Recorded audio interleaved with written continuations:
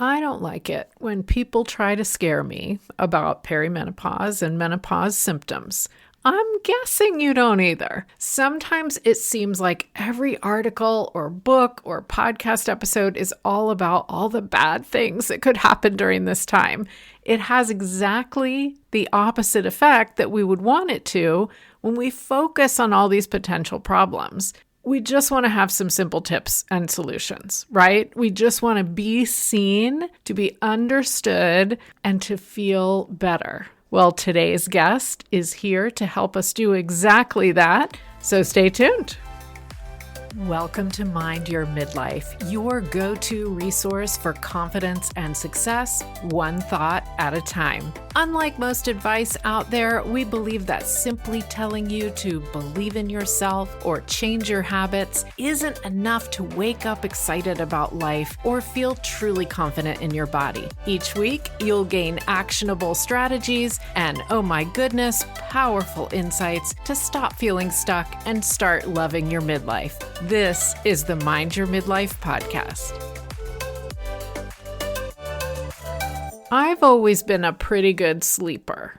Wait, don't hit stop or pause. Don't throw tomatoes at me. That was until I hit my late 40s and early 50s. So growing up, I could sleep through anything. I don't know if any of you fell into that boat. I once slept through a fire alarm in my college dorm, which is not really a great thing, actually. But when I hit this age, I started waking up all the time and worrying about a million different things. Daytime me, as you know, is a mindset coach, a life coach. I help people understand that worrying is like praying for what you don't want. But nighttime me did not care. Nighttime me was going to worry. And so, of course, I would also have hot flashes and all the things happening as well. So this is a midlife podcast. We're going to talk about various aspects of perimenopause a lot. And I really like today's guest's angle on these issues. Marjorie Nass discovered yoga a long while ago at a time when her life was just crazy stressful to the point where it was affecting her health. It was affecting her digestion, her sleep, all of it. And she learned how to be present in the moment with yoga. That started her on a path to years forward now, creating her Pericycle Lift method and applying what she has learned to help women in perimenopause and menopause using classes, workshops, online coaching, and retreats. So we're going to ask, what if it's the constant stress that is the source of many of our physical perimenopausal issues? Let's talk about that. And we're going to talk about what to do. I won't leave you without that. And really make sure you listen to the end because Marjorie has two cool offers for you. One of the real key things we're going to talk about today is our stress response and staying in a stressed state. We're talking about how does this affect perimenopause, menopause, all of these symptoms that women have at this time. So tell us more about what you mean when you say our stress response. Yeah, so thank you. So the body really has two different states. We can be in a stress response, which is called the sympathetic state or the sympathetic nervous system. It's also known as fight or flight. And that's where all our energy is focused on how can we get out of a situation. Our heart is beating, we're generally not breathing well, and our heartbeat is faster. So more and more, we are living in that state all the time, without reprieve. And the other state is called the parasympathetic state. We sometimes hear it as the rest response. I like rest and digest, rest and restore. Because when we're in that response, our body can function properly. And when I mean it can function properly, we can digest well. Ayurveda is the science of life. It's a branch of yoga's sister science. Digestion is key. Mm-hmm. So when we're not in a settled response while we're eating, our body can't use what we're eating to digest, absorb, assimilate. And I always say that you could be eating the most balanced, perfectly picked out of the garden, organic, grass-fed, freshly whatever. But if you're eating it and you're upset, if you're eating it and you're rushed, if you're eating it and you're having a conversation that's upsetting, you will not get the benefits of that food. It is so important because the body can't be in the stress response and be trying to deal with things and digest properly. So even if you don't have any digestive issues, we still have to think about how food can become our body. Like, think about it. Whatever you're eating, the animal, the plant, the animal that ate the plant, it's becoming our body. It's that important. And so if we're only thinking about, macros and calories, we're not thinking about actually what's coming our body. So I talk about the how, when, why, where, and with whom you're eating rather than just what you're eating. Ooh. Okay. So yes, I'm going to pause us for a second, but I love this topic. Yeah. So way back I just looked it up while you were explaining that, way back in episode 17 last year, I had a naturopathic doctor talk to us about gut health. And interestingly, as we were kind of finishing that episode, she said, but you know what? We haven't even scratched the surface on stress, because that is a huge deal with gut health. We need a whole nother episode for that. And so apparently here we are. Yeah. And again, let's start with the simple things first. I know that, gut health is so important, and I'm sure she talked about so many valuable things, but let's start with the simple things first, where we can sit down and breathe, where we're normally eating food at our desk and taking 5 minutes, we can step away. Even if you turn your desk away, your chair away from your desk, taking some time to breathe, taking a little more time to eat, things like that are going to help your gut health and your digestion because of the state that our body. And, we think about only sex hormones when we're going through perimenopause and menopause, but the body has so many more hormones that we want to be in a balanced state. And the body, society, our culture, the world has evolved much more quickly in the past 300-400 years, especially in the last 50 years, than it had in tens of thousands of years before. So our body really can't catch up with that, if that makes sense. Even since I've been teaching for 25 years, we didn't have smartphones. We didn't have cell phones. And I know we do. And there's so much value in that. Of course, I'm not telling anybody to throw their phone away. But if you're looking at your phone while you're eating, and I am guilty of this sometimes too, we're just going to get caught up and our body doesn't get the message that we're eating. Mm-hmm. So that's interesting when you talk about being on your phone while you're eating, or kind of always being in a rush. And it's making me think of whenever I would hear advice on eating back when I was trying to lose weight and get healthy, people would say, well, don't eat standing up or don't eat in a hurry. And I thought it was because I needed to pay attention to how much I was eating and give my body time to feel full. And I think it probably is because of that, but this feels like a whole nother dimension that's really important. Absolutely. Again, if we're stressed about something and we're eating, focusing on the miracle of how this food is becoming your body and how it helps you to think and it helps you to move and it helps you to feel, because everything is connected. If we're only thinking about food as how it looks on our body, we're missing this very, very key component. We're missing this appreciation for how our body works. And that's what I was talking about at the beginning about the amazing things the body can do. And when we're appreciating that, we often can appreciate our food more. And we are more concerned about what we're putting in our body when we think about that as well. Yeah, it's back to being present, as you were saying at the beginning, Yeah. being present while we're eating. And I was going to say, well, why is this such a big issue now? But I think we've kind of talked about that. There's a lot of distractions, right? There's a lot of hurry. There's just everything taking our attention away from what we're supposed to or ideally focusing on, I'm guessing. Exactly, exactly.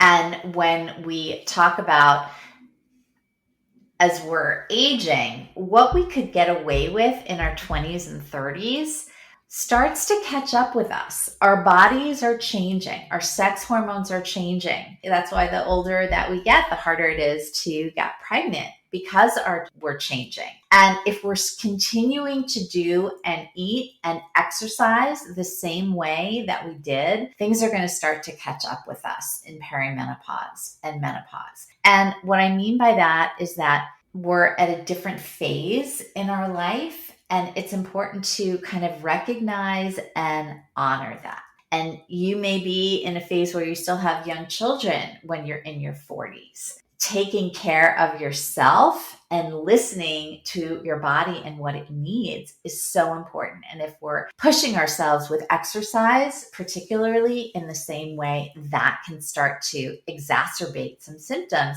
Because if we're doing a certain exercise that puts us into stress response, that's going to release more of the stress hormones. So I'm talking about like heavy duty cardio, which stresses the body more. So that can, even when we're in that fight or flight again, it's harder to calm down. It's harder to be present. It's harder to make choices by listening to our body when we're forcing it to do certain things. Interesting.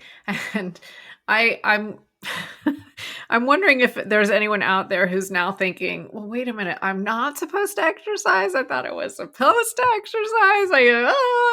Well, hang on. So I call it movement. So this idea that we have to exercise to maintain our weight or, of course, maintain our heart health and our health. Absolutely. We have to move.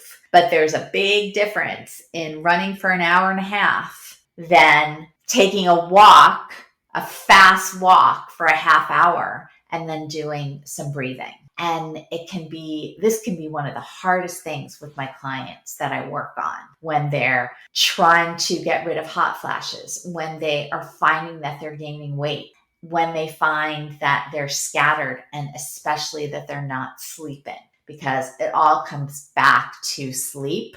And if we're in the stress response, we might be sleeping, but we're not getting that good quality sleep. And that can be why it's hard to fall asleep and why we wake up in the middle of the night and why we're getting hot flashes and night sweats. Oh, so many things. My brain is spinning. Okay. In a good way. In a good way. It's spinning in a good way. Okay, you mentioned the stress response related to sleep, related to hot flashes. Let's dive a little bit more into some of the things that people might be experiencing during this perimenopause, menopause phase, and talk about how the stress response really aggravates that or creates more issues. Yeah. So, for example, I work with a lot of professional women who are in corporate situations. A lot of them are going back to the office now, and they are finding that their heart is racing and they're getting hot flashes at certain points during the day. It's very clear That's me. when they're having them. And I'm really into data and tracking things. And what are you thinking about while you're having a hot flash? What was going on in the half an hour before you were having a hot flash? Were you thinking about a meeting? Were you worried about a colleague? Were you worried about what's going to happen when you go home? You're in the stress response. Your heart is already beating. And then there's this surge of heat that comes up. Mm-hmm. Also, when we're having a hot flash, we tend to get more stressed because it's like, oh my God, I'm going to be sweating. What am I going to do? Where's the fan? Am I going to have to go into the bathroom and cool myself off? So all of that makes it worse. Yeah, for sure. Whereas, so that's one example. If we're stressed before we're going to bed, from a conversation, from the news, from thinking about what happened during the day or worrying what's going to happen in the next day, that creates a sense of going to sleep and the body not really being in rest or digest mode. Mm-hmm. And that's where another surge of heat can come up, or just waking up. Some women just wake up. It's not necessarily that they're sweaty, but they're waking up. And it's all connected with what we're doing all day and how we're setting ourselves up for sleep. So for a lot of women, there's the brain fog and there's the irritability. That starts with sleep. Because if we're not sleeping, everything else is harder. We also get hungry if we're not sleeping. I have a brand new puppy. So, he's 6 months now, but the first few weeks, he was getting up in the middle of the night to go out, sometimes twice. And boy, did I notice it the next day. I was like so hungry. First of all, I was so hungry. And my body was like looking for more fuel. And I found that I just couldn't focus as much. So it's so simple when you have the contrast of sleeping really well. If you're sleeping really well, like I am, which I've worked on a lot. Yeah. But if you're in this constant sleep deprived state from hot flashes, from waking up, of course you're going to be irritable. Of course you're going to be forgetful. So I think so many women are focusing on those things without going back to getting a good night's sleep and prioritizing sleep and prioritizing how they can get themselves into a state. And, this can be so different than how women are living. And we hear about the self-care and go get a massage and, go do all these things to take care of yourself. But how are you putting yourself in an emotional state, a mental state, a physical state that's going to serve you? Yeah. Continuously. It's not just that hour of the massage. How is that? What are you doing to really impact your life every single day? So I'm finding this fascinating, and listeners, I hope you are too.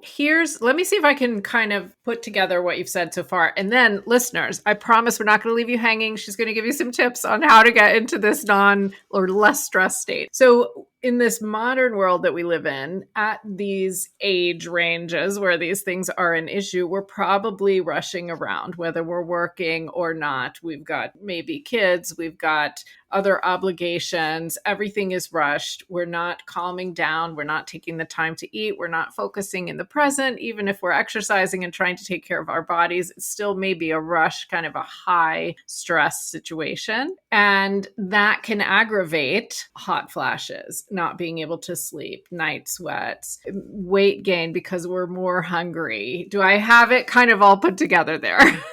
100%. And again, what we were doing in our 20s and 30s, we might have skated through, but now it's catching up with us. And a lot of us are sleep deprived. It's sometimes called being in a sleep debt. So even if you have a couple good nights sleep, it's not enough. And we kind of normalize this. And a lot of us have normalized getting energy from caffeine. Absolutely. That's just the only way to kind of get through, or with sugar. And that causes, more issues with digestion and in the body. So it's a vicious cycle, but there is hope, you guys. It doesn't have to be this big life change. It's not this big life change. I'm going to give you small, simple things that you can start to think about. Okay, so then that is what we want to do here, because I don't want to leave anyone feeling overly stressed after listening to this episode, or we might be there. So what can we do?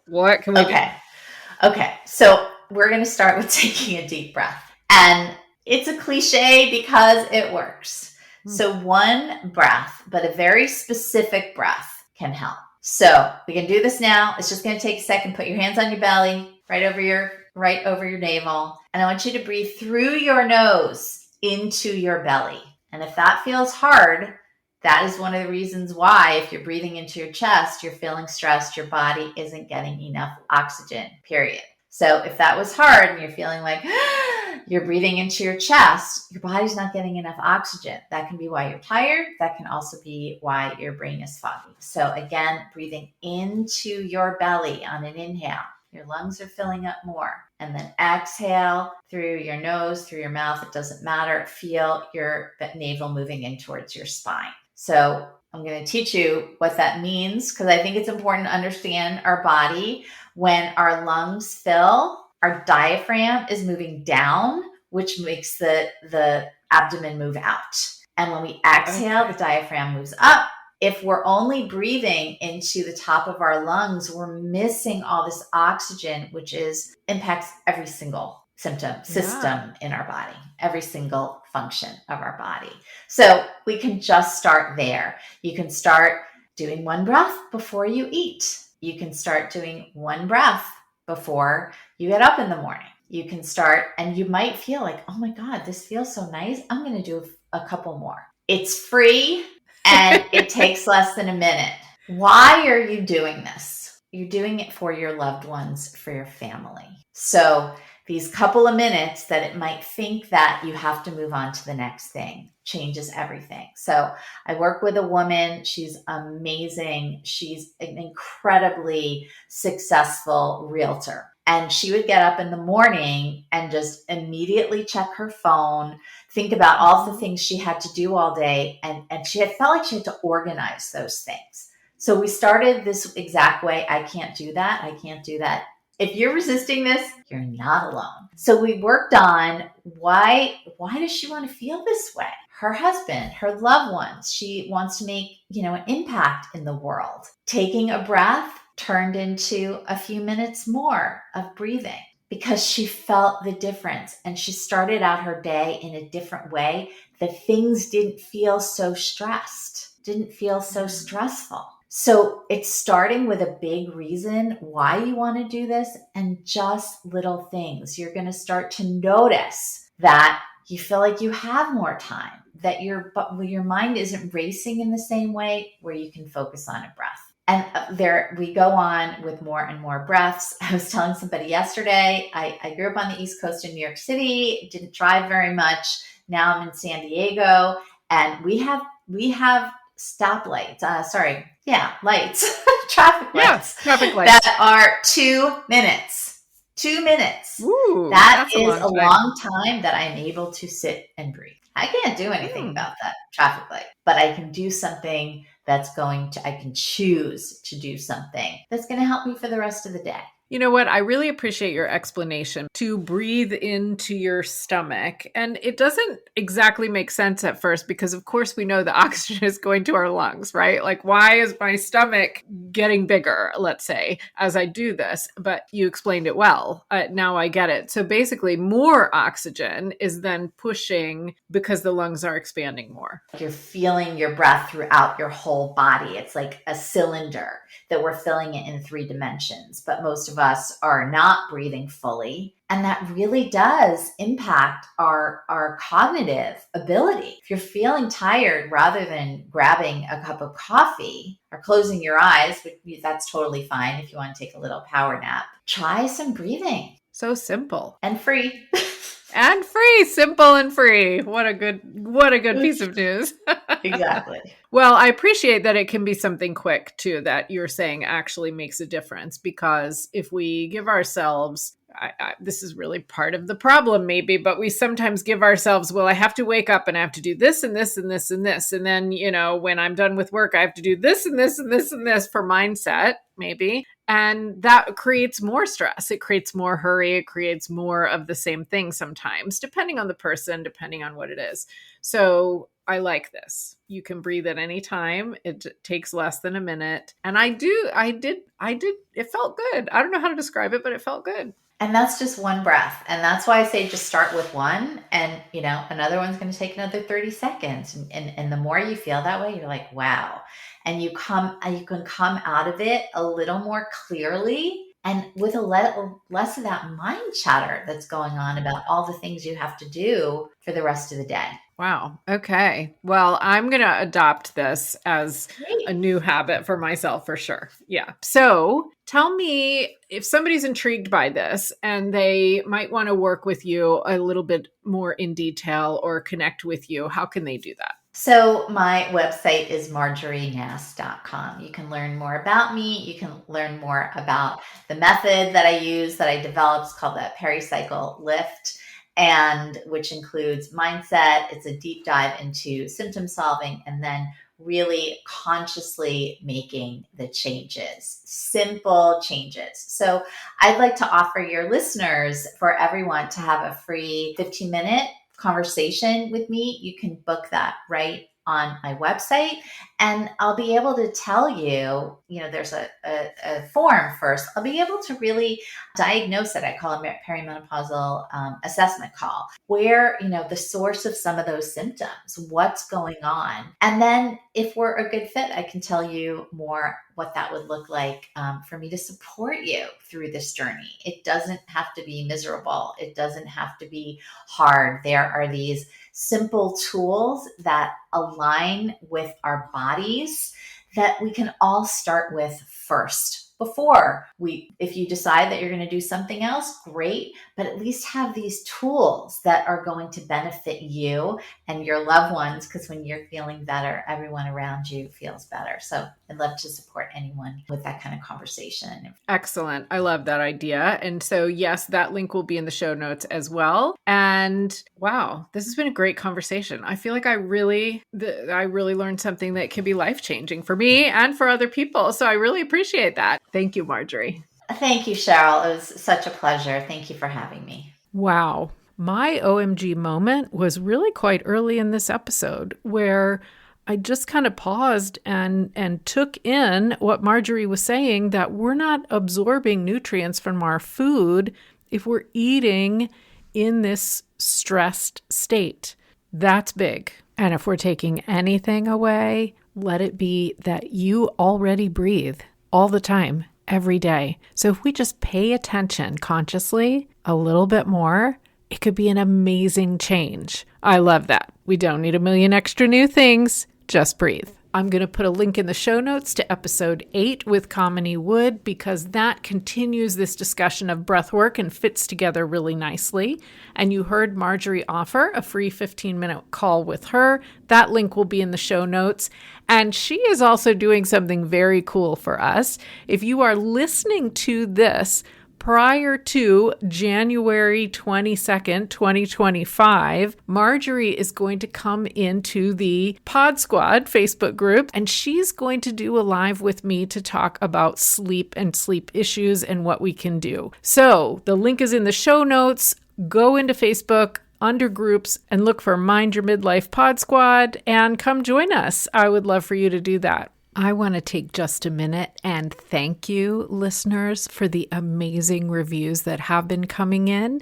Happy Go Healthy said this podcast is a must if you need support and ideas to cope with the many issues that come up in midlife. Thank you for that. O2VT fan, thank you. You said you love the podcast and that I provide excellent advice and insight as we navigate our midlife journey. I am thrilled to be able to do that. And if you listen on Apple Podcasts, leave a review. Maybe I'll mention it on an episode coming soon. Now, make sure you've hit the follow button on Mind Your Midlife Podcast, because the next episode, I am going to be talking with you about stress. Again, let's continue the theme, but with a little different take. Have you ever thought that you would only really have success if you had to have a lot of stress about it? You had to be busy and crazy. And, what if it could be fun? Let's talk about it. And until then, oh my goodness, let's keep creating confidence and success, one thought at a time.